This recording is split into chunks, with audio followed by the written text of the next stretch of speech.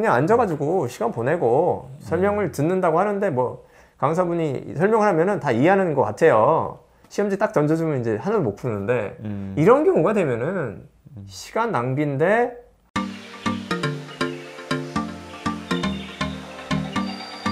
대치동 내부 고발자입니다.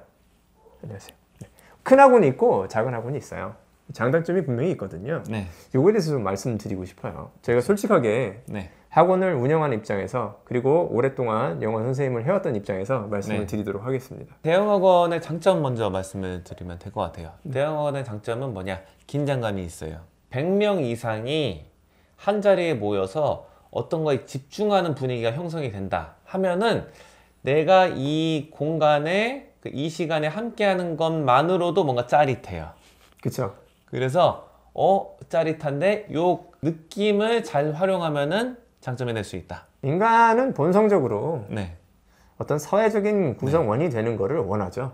그리고 구성원이 되는 순간 안심이 들고 어떤 생존의 보탬이 되는 듯한 그런 느낌을 받을 수밖에 없어서 네네네. 그렇게 큰 그룹이 있는데 가면은 마음속으로 안정이 되죠. 네. 두 번째는 객관적인 위치를 확인하기 쉽다. 예를 들어서 이제 제가 만약에 다니는 학원이 있는데, 네. 거기서 이제 학생이 10,000명인데 월마다 예를 들어서 뭐 모의고사 보는데 이게 데이터가 바로바로 나온다 하면은 내 위치가 여기다 이런 거를 바로 알 수 있게 되니까 네. 뭐 객관화시키기가 좀 쉽다. 이런 거는 뭐 장점일 것 같아요. 그렇죠. 네네. 그다음에 이제 또 장점. 네. 초대형 강의 뭐 100명 이상 네. 이런 강의의 경우에는 이 선생님들이 검증이 됐어요. 그분들이 그 자리까지 가시기에는 중간에 과정들이 있잖아요. 분명히 있죠. 예, 과정을 다 겪고 나서 이렇게 하시는 분들이기 때문에 그 100명 이상 깔아놓고 수업하는 선생님들은 검증된 선생님이다. 이런 게 장점. 이제 네. 검증된 걸 보면은 네. 이제 아이들이 공부하는 거랑은 좀 다른 데서 검증이 좀 돼서 문제인데 뭐 이런 거예요. 시간을 잘 지키시는지 말을 잘 지키시는지 네네네. 이런 말씀 하셨다가 저런 말씀 하시는 이런 선생님들은 아니라는 거죠. 네네, 그리고 대인 관계가 어느 정도 형성이 돼 있다. 그래서 그 학원계에서 어떤 네트워크가 어느 정도는 받쳐줘야지 거기 가잖아요. 그렇죠. 그러니까 이상한 짓 하면 안 돼요. 네네. 그렇죠? 네네. 그러니까는 그런 것은 검증이 돼 있다. 그리고 네. 수업도 뭐 이런 선생님도 있잖아요. 수업 하기로 해놨는데 안 하거나 네. 뭐 이런 거는 없고 자기가 맡은 책임은 잘 해주시는, 수업 자체의 퀄리티는 모르겠지만 평균 이상은 한다. 네, 이 그렇죠. 정도라고 저는 봐요. 네네네. 네. 그죠. 단점 뭐가 있을까요? 일단은 네. 공부가 안 되죠. 학원을 다닐 이유가 없죠. 혼자 공부하는 것보단 좋아요. 혼자 공부 못 하잖아요. 네네네. 그래서 자극받는 자체가 혼자 집에 앉아가지고 공부하는 것보다는 훨씬 네. 공부가 잘 되긴 하는데 네. 그 시간에 돈을 들여가지고 공부를 할 바에야 거기 가서 앉아있냐 그런 생각이 들고요. 네. 저도 그런 대형 강의 시스템에서 공부를 했는데요. 네. 그 공부할 때 아이가 실질적으로 머리를 막 써가면서 선생님이랑 같이 문제 풀어보고 스스로 막 문제 풀기도 하고 이러면 상관없는데 난 여기 앉아있으니까 됐다 하고 그냥 앉아가지고 시간 보내고 설명을 듣는다고 하는데 뭐 강사분이 설명을 하면은 다 이해하는 것 같아요. 시험지 딱 던져주면 이제 하나도 못 푸는데 이런 경우가 되면은 시간 낭비인데 안 좋은 점은 안정감은 간다. 이게 두 가지가 다 안 좋잖아요. 그렇죠. 그 자기가 잘하고 있다고 착각할 수가 공부를 내가 지금 잘하진 않지만 나는 올바른 길을 가고 있어. 이런 메시지를 실질적으로 또 이제 강사분들께서 주시잖아요. 그렇죠. 그분들이 그거 잘해요. 네, 아이들한테 얘기를 해서 지금 현재 네가 듣고 있는 수업을 잘하면은 뭐가 잘 된다. 이걸 피력할 때가 굉장히 많으시잖아요. 네네네. 커지면 커질수록 더 심해요, 이건. 저는 이제 제가 네. 대형학원 다니면서 실제로 느꼈던 거 말씀드리면 원장님께서 말씀하신 거 저는 느꼈어요. 네.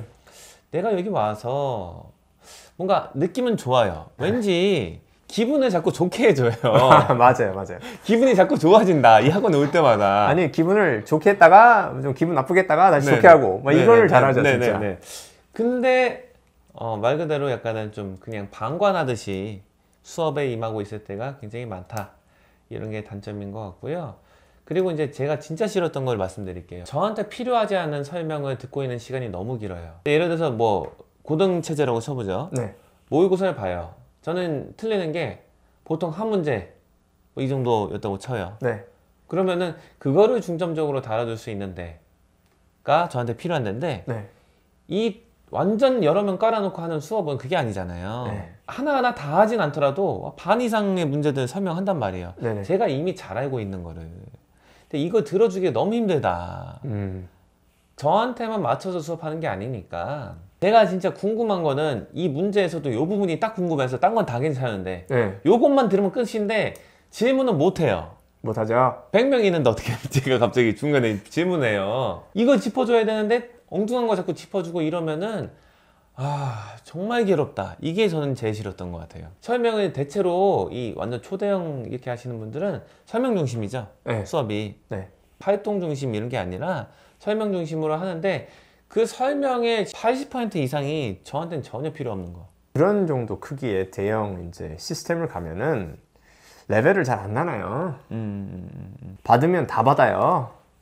그래가지고 실질적으로 공부가 되는 아이들은 10%고 네. 나머지 아들은 깔아주고 가는 거죠. 쉽게 네. 말씀드리면은 희생을 하고 있다는 거예요. 네. 90%의 아이들이. 네. 대형 학원이라고 하는 것도 실은 정의가 좀 다양한데요. 네. 뭐 예를 들어서 그 뭐 인터넷 강의의 강자, 네. M사나 성인 네. 그런 걸로 유명한 Y사 네. 이런데 선생님들이 실은 물론 이제 훌륭하신 분들이 많긴 한데 네. 아니 이런 분들이 여기서 가르친다고 이런 분들이 꽤 많았어요. 저는 그래갖고 제가 인상을 잘못 받았나 했는데 이 학원에서 가르치는 입장이 되고 동료 강사들을 보니까 그런데 그 입사하는 게 실은 진입 장벽이 더 낮아요. 페이도 좀 더 적고 이런 게 있어갖고 굉장히 페이가 짜죠. 네네. 특히 이제 새로 시작하신 분들 네. 입장에서는. 그래서 참 의외였다. 네. 뭐 이런 말씀을 드립니다. 물론 이제 거기도 훌륭한 선생님들이 많으세요. 네, 하지만 이제 어떤 특정 뭐 학원에 속해 있다고 해서 완전 뭐 자질이 뭐 뛰어나고 이런 거는 장담 못한다. 이런 네. 말씀을 말씀을 드리고 싶고요. 대형 학원의 제일 큰 장점, 저는 생각하는 게 일방적 수업이다. 사람들이 뭐 흔히 주입식 교육이 안 좋다 하잖아요. 네. 이 대형 학원이야말로 주입식 교육의 전형적인 예다. 네. 이렇게 생각합니다. 그래서 안 좋다. 이렇게 생각해요. 네. 가르치는 선생님 입장에서는 이렇게 생각할 수밖에 없어요. 잘 알고 맨날 보고 맨날 겪는 게 이거니까 그렇게 많이 앉혀놓고 그렇게 잘할 수 있을까? 네. 저라도 못할 것 같고 네네네. 어떤 준비를 해도 제대로 하기는 어려울 것 같아요. 네. 혹시 뭐 대형 학원 체제에 대해서 또 말씀 주시고 싶은 게 있으실까요? 대형학원 한 번 더 생각해 보시는 게 좋으실 것 같아요. 특별히 제가 이제 걱정되는 부분은 고등학생들인데 대형학원 체제로 간다. 이 먹히는 아이들이 그렇게 많지 않다. 그럼 이제 소수정예 학원으로 한번 초점을 옮겨보지요. 네. 이 소수정예 학원의 장점이 뭘까요? 아이들이 네. 선생님이 신경을 쓴다. 이게 받는 가장 큰 장점이고요. 그 여러 가지 있어요. 아이한테 얘기를 하기도 하고 피드백을 주기도 하고 어떤 체계적으로 이렇게 하는 경우가 있는데 전반적으로 아이들 한 명에 주는 관심도가 상당하죠. 관심이 이제 되게 중요한 거잖아요. 네, 관심을 줘야지 애들이 네. 공부를 해요. 그렇죠. 그게 제일 크겠네요, 실은. 네. 흔히 말하는 학습의 습관도 좀 잡아줄 수가 있을 것 같아요. 소수정예 학원이라는 데를 가면은 네. 설명 같은 것도 하겠지만 네. 그 아이한테 맞춰서 약간은 이 피드백으로 약간은 습관 같은 것도 좀 잡아줄 수가 있겠다 이런 생각을 합니다. 그래서 골디락이라는 그 개념이 있는데 적당하다는 거예요.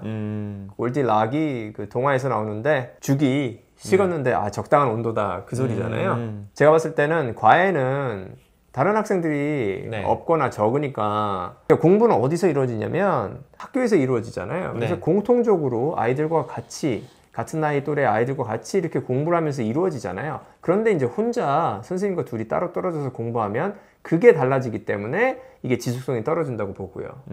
그런데 일반적인 학교에서는 또 선생님들이 아이들 이렇게 개별적으로 이렇게 맞춰주거나 신경을 써줄 수 있는 환경이 되게 어렵다 보니까 네. 안 좋은 일이 있죠. 뭐 수업을 안 듣고 졸거나 자거나 이래도 터치가 안 될 때가 많아요. 저는 이해는 하긴 해요. 네. 그 환경 자체가 그러니까. 네. 그런데 이제 소수 인원을 가진 반을 운영하는 학원에서는 이 부분이 되는 거예요. 옆에 아이들도 있지만 선생님이 어느 정도 적당한 수준의 관심을 가지고 아이들한테도 자극을 받고 선생님한테도 자극을 받는 이런 세팅이 되기 때문에 소수 정예 학원이 뭐 요즘에 대세가 될 수밖에 없는 이유죠. 그러면 소수정의 단점은 뭐가 있을까요? 저는 이제 생각하는 게 진짜 약간은 저 쌈딱의 기질을 갖고 있는 애들 중에서는 네. 나는 뭐 한 10명 이하로 내가 꺾어서는 성이 안 차.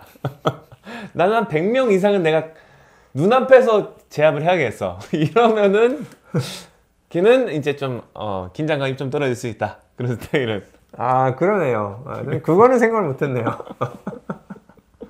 그런 생각이 들고요. 선생님 봤을 때 100명 이상 깔아놓고 수업하는 선생님들보다는 이 검증이 덜 된 선생님들이 비율이 좀 더 높을 수가 있다. 네. 이런 그래서 생각은 해요. 네. 편차가 심하다. 네네네. 솔직히 말씀드리면 네. 뭐 아니면 도에 조금 더 가깝다. 네. 네. 네. 그런 단점이 있을 수가 있을 것 같습니다.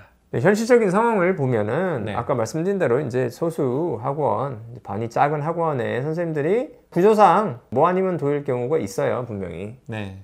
그렇죠? 그런데 제가 보면 이제 평균적으로 본다. 그러면은 분명히 아이들이 받는 효용, 아이들이 얻는 공부의 양, 그리고 공부 방법, 그리고 앞으로 나아갈 준비 이런 거는 소수 학원이 평균적으로는 좋다. 대형 학원보다는 저는 이렇게 생각합니다. 네네. 오늘 대형 학원이랑 소수 정예 학원 한번 비교해 보았습니다. 감사합니다.